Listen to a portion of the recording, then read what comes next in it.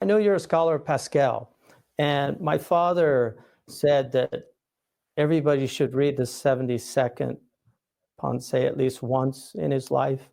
And as you're well aware, I mean, that's the one that deals with proportionality and this idea that the human being straddles these two abysses, the abyss of nothingness and from which he came, and the abyss of infinity by whom he came.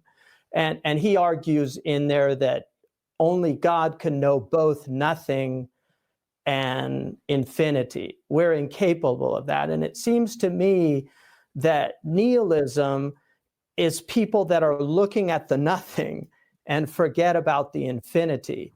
And they've, in a sense, turned their back on that. And Frost has a wonderful poem about the people that look out at the sea.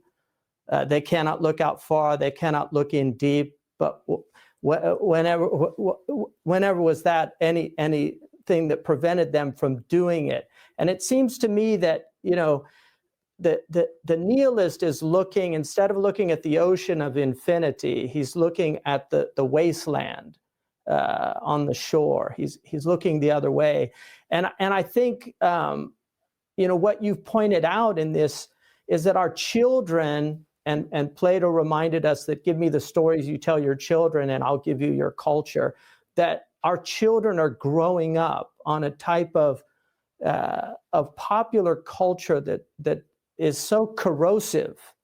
And over time, I can't see how they could not fall into a type of despair, that the meaninglessness of life that's presented to them constantly, that would be the result. And so I'm curious how you see, in terms of our institutions, these liberal arts institutions, how can we be better at doing what I think Comte has an essay on apeirokalia, and Leo Strauss uses that term when he talks about liberal education, the idea that vulgarity, which our culture has become very vulgar, and vulgarity for the Greeks was apeirokalia. It was inexperience in things beautiful.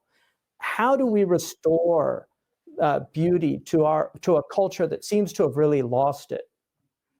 That's a great question. The first thing I want to say is that one of my favorite things about being with President Hamza is the way he weaves long quotations from poetry into all that he does. I mean, there is an eloquence and beauty, and that is one of the ways, right? It's by adults speaking to young people, especially in our educational institutions, but more broadly, in ways that give them an appreciation of the beauty of language. Right? We're using language all the time, and our language has become so coarsened that we don't experience beauty in it. The German philosopher Wittgenstein has a great line: "The limits of my language mark the limits of my world." And what liberal education offers to young people is an expansion of their vocabulary, so they can actually not just impress people at cocktail parties and talk intelligently in meetings, but so that they can actually see the world in a richer way.